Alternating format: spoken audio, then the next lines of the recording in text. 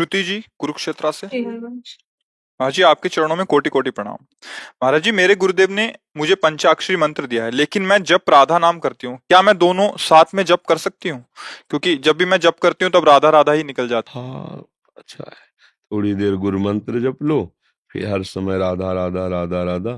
भगवान शिव भी यही जपते हैं, जो भगवान शंकर है ना। हाँ, हमारे वृंदावन में गोपीश्वर बने बैठे हुए हैं। ब्रजमंडल में जगह जगह सेवक भाव से भगवान शिव विराजमान है। हाँ, तो किशोरी देखो, जो राधा कृपा कटाक्ष स्तोत्र है ना, भगवान शंकर का ही तो है ना। हाँ, वो स्वयं हमारी लाडली जू की आराधना करते हैं, लाडली जू के चरण रज पाने के लिए लालायित रहते हैं। जो रज शिव सनकादिक याचत, सो रज शीस चढ़ाऊं किशोरी तेरे चरणन की। हाँ, तो अगर हम उनके सेवक होकर राधा राधा कहते तो सौभाग्य ही है। भगवान शिव कृपा कर रहे हैं तो तुम्हारी राधा नाम में प्रीति हो रही, क्योंकि बिना भगवान शिव की कृपा के शुद्ध भक्ति में प्रवेश नहीं होता। जहां पर कृपा न करें पुरारी, सो न पाओ मुनि भगत हमारी। क्यों? क्योंकि अहंकार के अधिष्ठात्र देवता शिव हैं। जब वो कृपा करते हैं तो अहंकार गलित होता है और वो श्री प्रियालाल के चरणों में समर्पित करते हैं। जैसे हमारा जीवन सन्यास में भगवान शिव आराध्य देव, उन्हीं बनारस काशी, अब देखो उन्होंने कृपा की और हमें वृंदावन भेज दिया और किशोरी किशोर जी की उपासना में लगा दिया। उन्हीं की कृपा से ये विशुद्ध प्रेम, नरसिंह जी पर कृपा की तो सीधे रास में पहुंचाया, लाडली लाल के रास में। पूज्य राधा बाबा अपना अनुभव बताते हैं, राधा राधा डूबे रहते, वो कहते भगवान शंकर की कृपा से ही हमें किशोरी जी के चरणों का। तो जब ये बड़े बड़े ईश्वर कोटि के महापुरुष कृपा करते हैं, तब हमारे श्यामा श्याम के नाम में, रूप में, लीला में, धाम में रति होती है। अगर नाम रूप लीला धाम में थोड़ी भी श्रद्धा बढ़ने लगे तो जान लो सबकी हमारे ऊपर कृपा हो गई। जितने भी ईश्वर कोटि के संत महात्मा, भगवान कोटि के महापुरुष हैं, सबकी कृपा हमारे ऊपर। राधा नाम में प्रीति होना ये साधारण बात नहीं है। जब तक लाडली जू की कृपा न हो, लाल जू की कृपा न हो, तो कोई राधा नहीं बोल सकता, राधा नाम नहीं बोल सकता। राधा लाडली जू महाराज का वही नाम बोल सकता है जिस पर हमारे वृंदावन के रसिकों की कृपा, रजरानी की कृपा और वृंदावनाधीश्वर की कृपा है। लाल रंगीलो गाइए, ताते प्रीति रंगीली पाइए। श्री कृष्ण जिस पर कृपा करते हैं तब राधा नाम में भाव आता है। स्वातिका कुमार। हरिवंश भाई जी। महाराज जी, आपके चरणों में कोटि कोटि प्रणाम। महाराज जी, आपने कल सत्संग में कहा था कि अहंकार को खत्म करना चाहिए। महाराज जी, कैसे कर्ता भाव खत्म करें? अहंकार का विशुद्ध ज्ञान होने पर समन होता है। जब तक शुद्ध ज्ञान, शुद्ध विवेक नहीं होता, तब तक देह में आओ, अंतःकरण अर्थात मन में तदात्म, अपने स्वभाव में तदात्म। तो यही अहंकार ही जन्म मरण का कारण है। संस्कृति मूल शूल प्रद नाना, सकल शोकदायक अभिमाना। ये जैसे ट्रैक्टर के पीछे टाली फंसाने का होता है ना, ऐसे फंसाओ। हाँ, ये संसार के फंसाव का हुक है अहंकार। यही हमको बार बार जन्म, बार बार मरण, बार बार क्लेश, बार बार सब भोगना पड़ता है। अब इस अहंकार के नष्ट करने का एकमात्र उपाय है, जो अहंकार रहित भगवत प्रेमी महात्मा हैं उनका हम चरित्र पढ़ें, उनका संग करें। तो तिनकी संगति रहत जाति कुल मद सब नंसई। आचार्यों ने, महापुरुषों ने कहा कि यदि हम भगवत प्रेमी महात्माओं का संग करें, उनके उपदेश के अनुसार चले, तो हमारा अहंकार नष्ट हो जाएगा। जैसे जैसे भजन बढ़ेगा वैसे वैसे हमारा मलिन अंधकार जो मोह का है वो नष्ट होगा। तब हमें दिखाई देगा कि अहंकार करने लायक कुछ है ही नहीं। अच्छा, ये शरीर हमने थोड़ी बनाया है, इस पे हमारा बिल्कुल कोई अधिकार नहीं है। एक बाल जिस समय टूटना है वो टूट जाएगा, हमारा कोई, देखो, इस पर कोई अधिकार नहीं है। जब अंगुली टूटनी टूट जाएगी, हम कुछ नहीं बचा सकते, कुछ नहीं बना सकते। तो मतलब अब इसका अहंकार करें तो गलत ही ना, हमारा तो है नहीं। ये हमें सेवा के लिए दिया गया है। आप इसे चाहे कुकर्म कर लो, चाहे सुधर्म कर लो, आपको भोगना पड़ेगा। ये आपको एक शरीर मिला है कल्याण कर लो, चाहे आप बंधन कर लो, चाहे भूत बनो, चाहे देवता बन जाओ, या श्री जी की प्राप्ति कर लो, सबके लिए है ये शरीर। अब इस पे जो हम अहंकार कर लेते हैं कि मैं स्त्री, मैं पुरुष, मैं गोरा, मैं काला, मैं गुणवान, मैं रूपवान, आदि आदि आदि, ये है अज्ञान। मैं शरीर नहीं है। देखो ना, जैसे ये घड़ी हमसे दूर है, ऐसे ये हाथ, ऐसे शरीर हमसे दूर है, पर अज्ञान के कारण लगता है कि मैं शीशा में जब देखते हैं तो थोड़ी लगता है कि शरीर का रूप है, लगता है मेरा रूप है। बस यही अज्ञान है। और ये भजन और भजनानंदी भगवत प्रेमी महात्माओं की आज्ञा के अनुसार चलने से ये अहंकार नष्ट हो जाता है। कृपा निधान भगवान जब देख लेते हैं कि ये ईमानदारी से मेरा भजन करता है, तो वो हुक हटा देते हैं। ये हुक है संसार की, पूरे के पूरे आवागमन का खेल, संसति मूल सूल प्रद नाना, ये सकल शोकदायक अभिमाना। और इससे बचना बहुत कठिन है। अब जैसे 20 वर्ष फलाहार रहे, तो वल्ली इस बात का अहंकार कि 20 वर्ष मैंने अन्न नहीं खाया, मैंने 20 वर्ष अन्न नहीं खाया, तो शरीर को लेके है ना, मैं इतने वर्ष मौन रहा, मैं इतने वर्ष, ये अहंकार बड़ा सूक्ष्म है। इसे पहचानना, जब तक शुद्ध ज्ञान नहीं होगा, लाडली की कृपा नहीं होगी, तब तक इसे पहचाना नहीं जा सकता।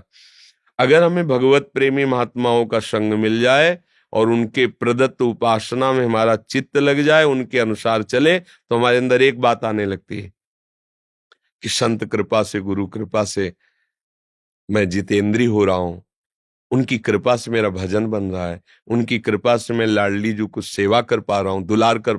अब कृपा शब्द आ गया, अब अहंकार नहीं है। हो सारी क्रियाएं रही, पर वो अनुभव कर रहा है कृपा से। अब अहंकार गलित होता चला जाएगा। जहां हम भगवत कृपा को न लगा करके मैं कर रहा हूं, मैं करूंगा, मैंने किया, वहीं अहंकार का राज्य रहता है। और अहंकार से सिर्फ पतन होता है, सिर्फ पतन। उन्नति आज तक किसी की नहीं हुई। जैसे किसी को दिखाई देता है कि अहंकारी बहुत ऊंचाई पे चढ़ रहा है, तो पूजने के लिए नहीं चढ़ाया जा रहा है, वहां से पटका जाएगा, इतनी ऊंचाई से पटका जाएगा, किसी काम का नहीं रहेगा। अहंकार में केवल परिणाम में पतन ही है, नाश ही है, और दैन्य का कभी नाश नहीं हो सकता। जो भगवत कृपा आश्रित है, उससे बड़ी से बड़ी गलती भी हो जाए तो भगवान कृपा करके संभाल लेते हैं, उसका नाश नहीं हो। नामे भक्ता प्रणश्यति, अहंकारी भक्त नहीं हो सकता, और भक्त कभी अहंकारी नहीं हो सकता। जब तक अहंकार रहता है तब तक भक्ति का प्रादुर्भाव नहीं होता है। इसलिए विचार पूर्वक देखें, तुम किस बात का अहंकार करें, किस बात का करें। हमारी कोई सामर्थ्य नजर नहीं आ रही, इतना भी हम नहीं कर सकते। वहां से रोक हो जाए तो इतना भी नहीं ले पाएंगे, वो जितनी है उतने में, जैसे बिजली चली गई तो उतने में ठप हो जाएगा। ऐसे अब तो विचार पूर्वक देखो तो अपनी तो कोई सामर्थ्य नजर नहीं आ रही। अपने क्या कर सकते हैं, विचार करो, अपने किस सामर्थ्य से युक्त है। वो चाहे तो अभी एक आंख की ज्योति हरण कर ले, वो चाहे अभी कानों की सुनने की, हम मतलब कर क्या सकते हैं। तो ये आ गई, अहंकार गलित होने लगा। प्रभु मैं आपकी, अब समझ में आया, नाथ सब आपसे हो रहा है, आपकी बस यहीं से अहंकार का नाश शुरू हो जाता है।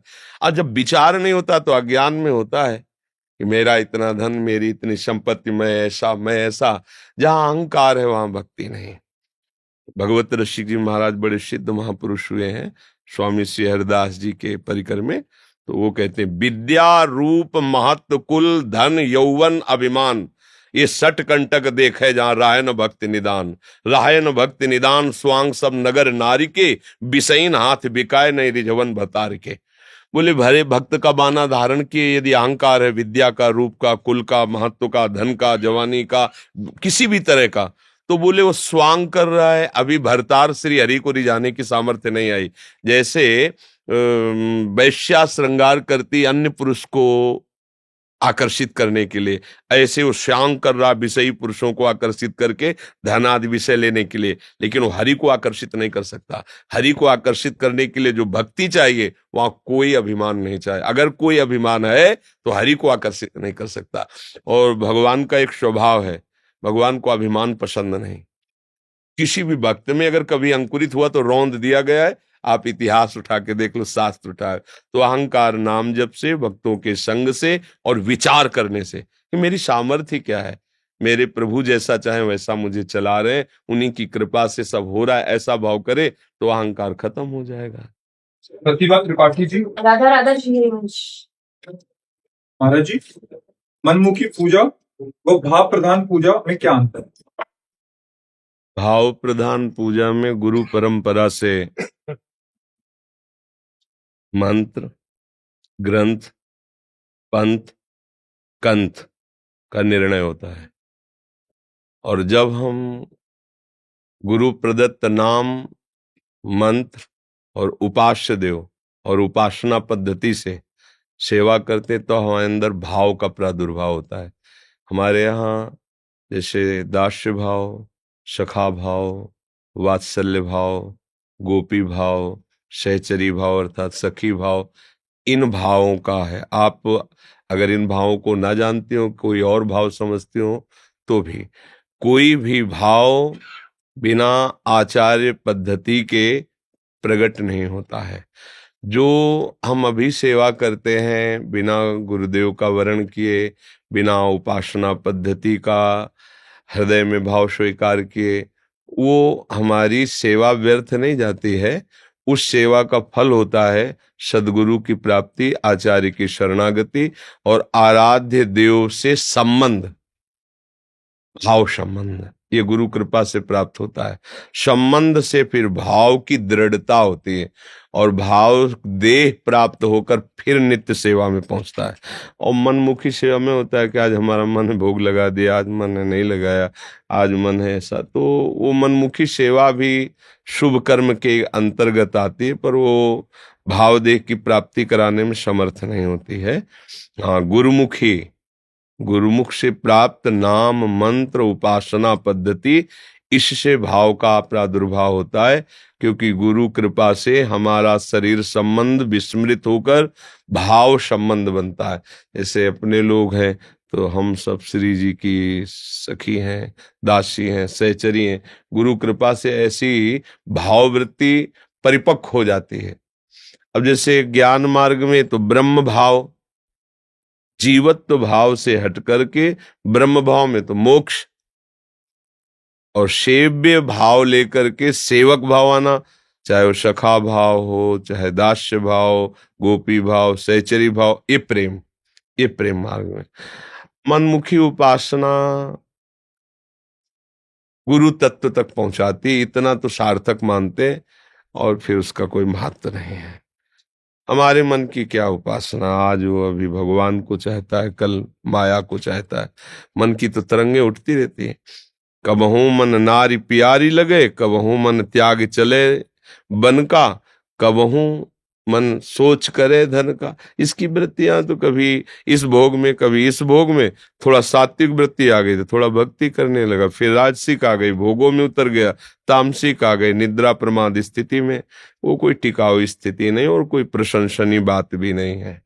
प्रशंसनीय बात है गुरुदेव की आज्ञा के अनुसार उपासना पद्धति में प्रतिपल अपने चित्त को जोड़ना। भगवान ही गुरुदेव हैं, गुरुदेव ही भगवान है। उनके वचनों के अनुसार चलने पर भगवत कृपा से हमारे हृदय में भाव आया कि सब सिद्धि हो गई। भाव के बिना तो सब कुछ अधूरा ही है। समझ पाए किसका प्रश्न था? जी, भूपेश शर्मा जी, हिमाचल प्रदेश से। राधे राधे महाराज जी। महाराज जी, गुरु नाम जपने के कारण वह कब और कैसे फलीभूत होता है, अर्थात उसका प्रभाव कैसे महसूस किया जा सकता है? जैसे जैसे निष्पाप वृत्ति होती जाती है तो कामनाएं क्षीण होने लगती हैं भोगों की। जब भोगों की कामनाएं क्षीण होने लगे तो समझो हमारी आध्यात्मिक उन्नति हो रही, गुरु कृपा हम पर हो रही, मंत्र का प्रभाव पड़ रहा है। और जब भोग इच्छा ही खत्म हो जाए, सब भोग सामग्री लेकिन इच्छा ही नहीं है, तब समझना अब हमारा नंबर लग गया भगवत प्राप्ति में। अब हम आ गए उस लाइन में जिसमें भगवत प्राप्ति होती है। जब तक भोगों में सुख बुद्धि है तब तक कोई मंत्र का, कोई नाम का, कोई तीर्थ का, कोई पुण्य का प्रभाव पड़ा है? बिल्कुल नहीं। अंदर की बात कह रहे हैं। भोगैश्वर्य प्रसक्ता नाम तया प्रहत चेतसाम व्यवसायत्मिका बुद्धि समाधौ न विधीयते। भगवान श्रीमद् भगवद गीता जी। जिसकी भोगों में सुख बुद्धि है, जिसके चित्त का अपहरण भोगों ने कर लिया है, इंद्रियों के भोग, जनेन्द्रिय, रसेंद्रिय, नेत्रेंद्रिय, घ्राण, बोले समाधो न विदे, वो परमात्मा की प्राप्ति का निश्चय ही नहीं कर सकती बुद्धि जो भोगों में लगी हुई है। पहला होता है त्याग। भोग की इच्छा तो है, पर सुना है कि भोग से शांति नहीं मिलती, त्याग से शांति मिलती। त्यागात शांति अनंतरम। तो अब लो नशानी, अब गलत नहीं करेंगे। भोग भी भोगेंगे तो जो धर्म युक्त है उसे भोगेंगे, अन्यथा अब नहीं। ये हुआ त्याग। अब शांति उसके अंदर प्रारंभ हो जाएगी। पर अभी भोग इच्छा है पूरी, वो भोग कर नहीं रहा, इतने से परमार्थ शुरू हो गया। अब जब गुरु मंत्र का प्रभाव आगे बढ़ेगा, तब भोगों में अरुचि अंदर से होने लगेगी। बाहर से तो त्याग पहले उसने किया, अंदर रुचि थी भोगों की, बाहर से कर नहीं रहा था। अब अंदर की रुचि खत्म, उसे कहते हैं वैराग्य। फिर ये भोगने योग्य वस्तु ऐसा ज्ञान भी खत्म हो गया, उसे कहते हैं उपरति। जो उपरति को प्राप्त महापुरुष वही ब्रह्म साक्षात्कार कर लेता है, वही भगवत साक्षात्कार करता है। जब तक भोगों में सुख बुद्धि है, शरीर में मैं या मेरा बुद्धि है, संसार सत्य भास रहा है, मृत्यु से भय लगता है, तब तक अभी परमार्थ अध्यात्म का भी प्रकाश नहीं हुआ है। समझ पा रहे हैं आप? हाँ। किसी भी नवीन भोग को भोगने की इच्छा का पूर्ण त्याग हो जाना। कोई भी मान सम्मान प्रतिष्ठा हृदय में हर्ष न पैदा कर पाए। त्रिभुवन की राज्य लक्ष्मी देने पर भी आधे पल के लिए जो अपने प्रभु का विस्मरण नहीं करता, वही महाभागवत है। कोई भी नवीन भोग भोगने की इच्छा नहीं रह गई। क्यों इच्छा नहीं रह गई? क्योंकि सुख है ही नहीं। जब तक अज्ञान है तब तक सुख लगता है। जैसे हम स्वप्न में बहुत गुलाब जामुन, रबड़ी, रसगुल्ला सब छानते चले जा रहे हैं, बड़ी मस्ती, बड़ी मौज है किसी भी तरह की। ये तो रसेंद्रिय जनित भोग है। स्वप्न में भी कई तरह की इंद्रियों के भोगों को देखा जाता है, और जब जगे तो अपने को सैया में अकेले पाया। न कोई वस्तु थी, न कोई व्यक्ति था, न कोई स्थान था, न कोई भोग क्रिया थी, न कोई भोग सामग्री थी। समझ रहे ना? ऐसे ही हम मोह में युक्त हैं इस समय। मोह, अज्ञान, अविद्या, उसके कारण हमें मैं, तू, भोग क्रियाएं, भोग सामग्री ये सब प्रतीत हो रहा है। लेकिन जब आप वास्तविक अध्यात्म में जगेंगे, तो जैसे सोया हुआ पुरुष जब जगता है तो हंसता है, यार कुछ नहीं था, वो चाकू मार रहा था, न चाकू थी, न मारने वाला था, न मरने वाला था, कुछ नहीं था कि। तो बोले क्या? अरे बोले स्वप्न था, स्वप्न था।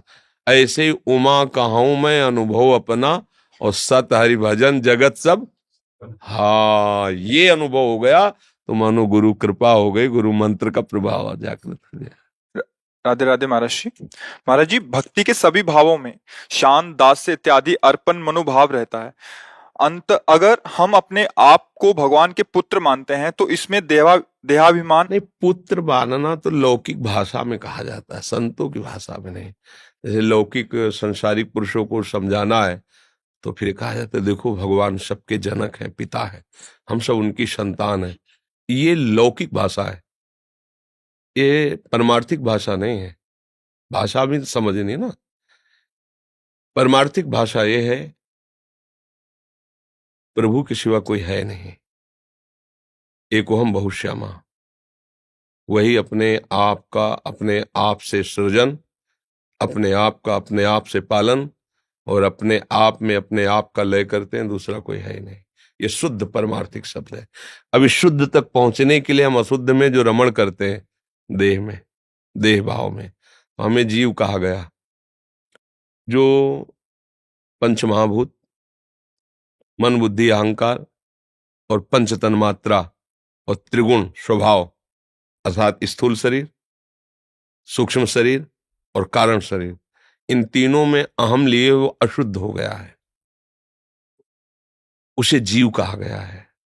तीनों गुणों के प्रभाव से जो निर्मित स्वभाव वो कारण दे, चित्त को मन में ही समाहित कर लिया गया है, इसलिए मन, बुद्धि, अहंकार और पंच तन्मात्रा, सूक्ष्म शरीर और पंच महाभूत, स्थूल शरीर, इतने में आसक्ति होने के कारण संपूर्ण संसार का ये जो दर्शन हो रहा है ये भेद युक्त हो गया है। इतने में आसक्ति होने के कारण व्यक्ति दिखाई दे रहा, वस्तु दिखाई दे रही, रागात्मक, द्वेषात्मक, अच्छा बुरा, ये सब प्रपंच रच गया केवल इतनी गलती होने से, देहों में अहम और मम स्थापित करने से।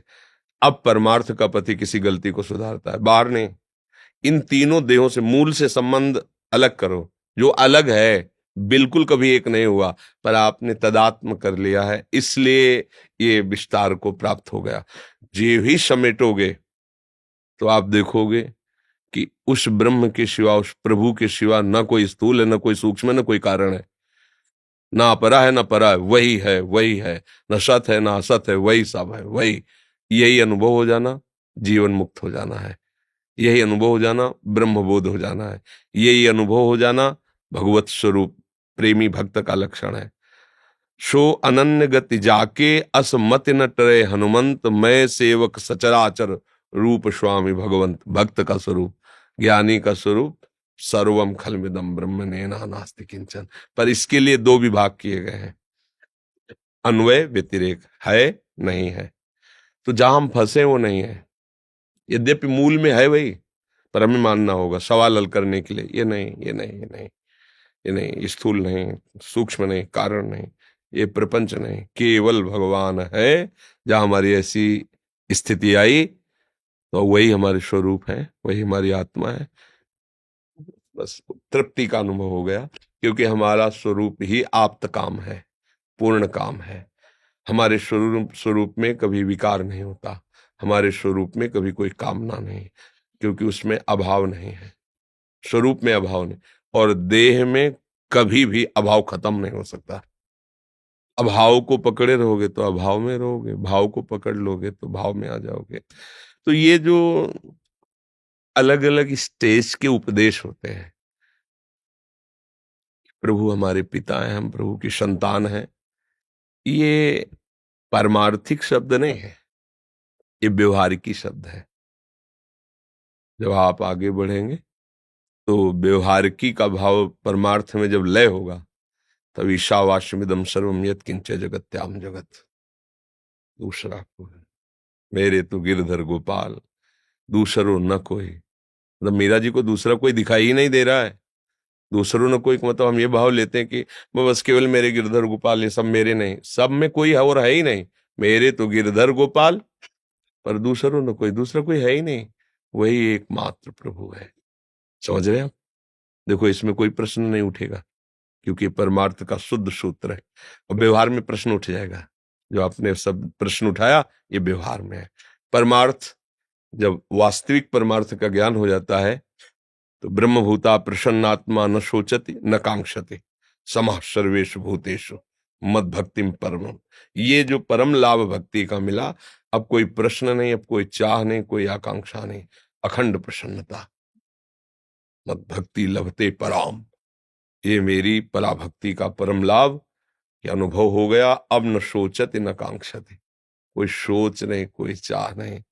देखो, सुषुप्ति में जो आनंद का अनुभव होता है, सब सोना चाहते हैं कि 24 घंटे में एक बार अच्छे से नींद आ जाए।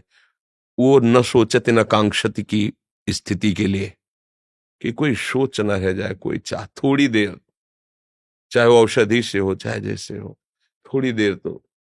और अगर यही जागृत में स्थिति बना ले, न सोचति न कांक्षति, तो वही महापुरुष है। जागृत है, न स्वप्न है, न सुषुप्ति है, एक अद्भुत दशा है।